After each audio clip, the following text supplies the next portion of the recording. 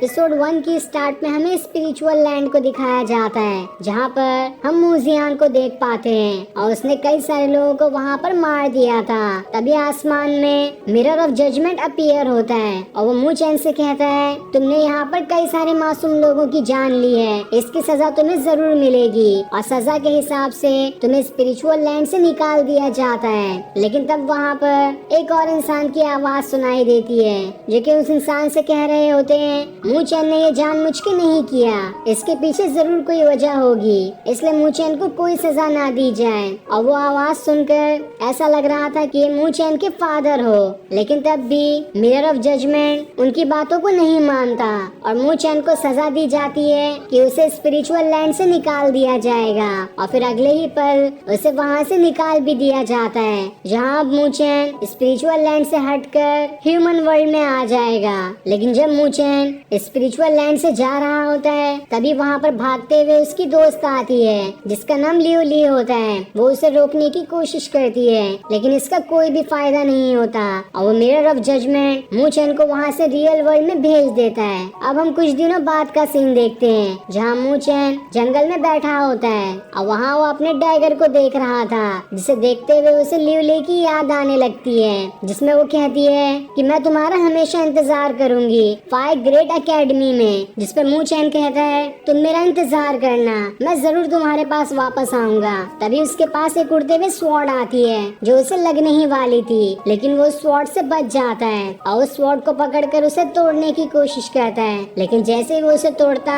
इससे पहले ही वहाँ पर एक लड़की आ जाती है, जो कि मूचैन की दोस्त होती है और उसका नाम क्विंग होता है। वो मूचैन से कहती है, अरे मेरी स्वॉर्ड मत तोड़ देना, मैं तो बस यहाँ पे तुम्हारा टेस्ट ले रही थी कि तुम्हारी पावर्स कितनी बड़ी है। पहले तो तुम सेंसेशन लेवल पे थे, लेकिन अभी तुम्हारे फाइट करने का तरीका देखकर मुझे समझ में आया है स्पिरिचुअल मूवमेंट लेवल पे पहुंच चुके हो।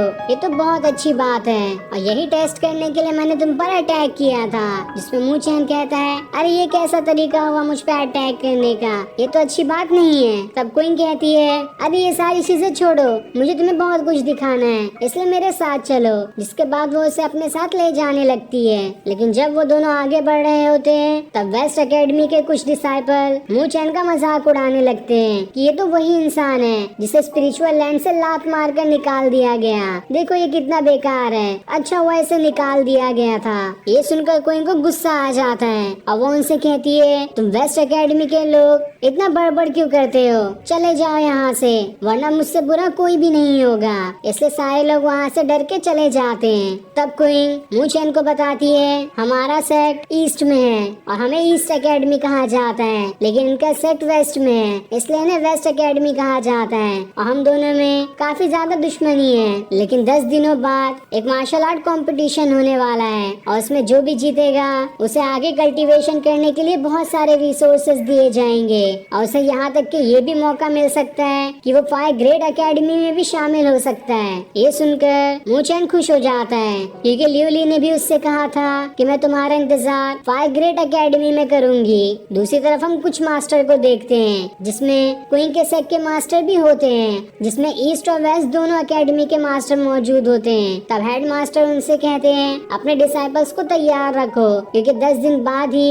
यहाँ पर कंपटीशन होने वाला है, जो कि कंपटीशन से बढ़कर एक बहुत ही बढ़िया ट्रेनिंग है और उसमें जीतने वाले को काफी अच्छे इनाम दिए जाएंगे और उनके सेक्ट का भी नाम रोशन होगा। इसलिए अपने डिसाइपल से कह दो कि वो अपनी प्रैक्टिस को और ज्यादा हार्ड बना ले। दूसरी तरफ हम यांग नाम के आदमी को देखते हैं, जो कि वेस्ट एकेडमी का सबसे ज्यादा पावरफुल डिसाइपल है। तब उसे सामने से क्वीन मूचैन के साथ दिखाई देती है। ये देखकर यांग अपने भाई को बुला लेता है, जिसका नाम मूबाई होता है और वो उससे कहता है, देखो ये मूचैन दोबारा यहाँ पर वापस आ गया, इसकी तो यही औकात थी कि इसे स्पिरिचुअल लैंड से धक्के मारकर बाहर निकाल दिया गया। अब अगली बार का मौका मुझे मिलेगा और मैं यहाँ से स्पिरिचुअल लैंड के अंदर जाऊंगा और वहाँ से मुझे कोई भी कभी बाहर नहीं निकाल पाएगा। तब उसका भाई कहता है, जाओ पहले उस मार्शल आर्ट कंपटीशन को जीतो, उसके बाद ही मालूम पड़ेगा कि कौन आगे बढ़ सकता है और उस पर ही हमारी फैमिली की इज्जत भी डिपेंड करती है, इसलिए तुम्हें वो नहीं हारना है। तो क्या मैं तुम पे एक जिम्मेदारी दे सकता हूँ कि तुम इस कंपटीशन को संभाल लोगे?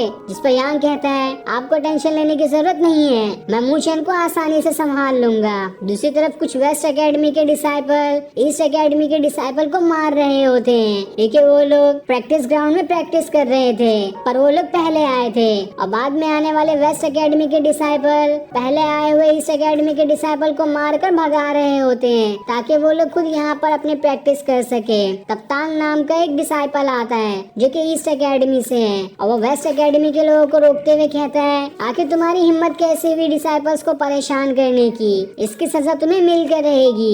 जिसके बाद वो वेस्ट एकेडमी के लीडर से लड़ना शुरू कर देता है और देखते ही देखते दोनों में काफी जबरदस्त फाइट शुरू हो जाती है, लेकिन तांग आसानी से हार जाता है क्योंकि वो उससे कम लेवल पर था। तब तांग उससे कहता है, अगर यहाँ पर मुंह चैन होता तो तुम्हें सबक सिखाता। जिस पर वो कहता है, आखिर तुम्हारी हिम्मत कैसे भी मुंह चैन का यहाँ पर नाम लेने की, अभी मजा चखाता हूँ तुम्हें। जिसके बाद वो एक खतरनाक अटैक उस पर करने वाला होता है, लेकिन सही टाइम पर मुंह चैन वहाँ आकर उसे रोक लेता है। तब ये देखकर वो मुंह चैन से कहता है, तुम्हारे अंदर तो बहुत हिम्मत है जो यहाँ पर आ गए, लेकिन अब तुम पहले जैसे पावरफुल नहीं रहे, इसी वजह से तो तुम्हें स्पिरिचुअल लैंड से भी निकाल दिया गया। अब तो मैं अकेले ही तुम्हें सबक सिखा सकता हूँ। जिसके बाद वो सारे डिसाइपल मिलकर मुंह चैन पे अटैक करना शुरू कर देते हैं, लेकिन मुंह चैन अपनी कमजोरी की वजह से थोड़ी स्पिरिचुअल लैंड से बाहर आया होता है। उसके पास तो अब भी उतनी पावर्स होती है, जिस वजह से वो चुटकियों में उन सभी को हरा देता है। और तब उनके लीडर से कहता है, सारे डिसाइपल से माफी मांगो वरना मैं तुम्हें यहाँ से जाने नहीं दूंगा। जो सुनकर उसको गुस्सा आ जाता है और वो दोबारा से मूचन पे अटैक करना शुरू कर देता है, लेकिन मूचन इस बार भी उसे बहुत मारता है। लेकिन अब वहाँ पर यांग आ जाता है जो मूचन से कहता है, तुमने मेरे साथियों पे हाथ उठाने की हिम्मत कैसे की, तुम्हें इसका जवाब देना होगा। जिस पर मूचन कहता है, जवाब चाहिए तो अपने डिसाइपल से ही पूछ लो कि आखिर उन्होंने क्या किया था। तब ये सुनकर यांग कहता है, बहुत तुम्हारी जबान चलती है, अभी बताता हूँ तुम्हें। पिछली बार तो मेरी जगह तुम स्पिरिचुअल लैंड में चले गए थे, लेकिन इस बार वो गलती मैं दोबारा नहीं करूंगा। जिसके बाद वो अपनी पावर्स को एक्टिवेट कर लेता है और फिर देखते ही देखते दोनों फाइट के लिए तैयार हो जाते हैं। लेकिन वो दोनों फाइट करते इससे पहले ही वहाँ पर ईस्ट एकेडमी के मास्टर आ जाते हैं जो दोनों को रोक लेते हैं और उनसे कहते हैं, अगर फाइट ही करना है तो 10 दिन बाद अरीना में कर लेना, यहाँ पर फाइट करोगे तो इसकी तुम्हें पनिशमेंट मिलेगी। इसलिए वो दोनों अपने ऑरा को रोक लेते हैं और फिर गुस्से में यांग धमकाते हुए मूचेन को वहाँ से चला जाता है कि देख लेना मैं अरीना में तुम्हें सबक सिखाऊंगा। तब क्विंग वहाँ पर आके मूचेन से कहती है, आखिर तुमने उन्हें जाने कैसे दिया। जिस पर मूचेन कहता है, जाने दो उसे, अभी नहीं तो बाद में, लेकिन उसे तो मैं सबक सिखा कर ही रहूंगा। और उसके इतना कहते ही ये एपिसोड यहीं पर एंड हो जाता है। Thanks for watching.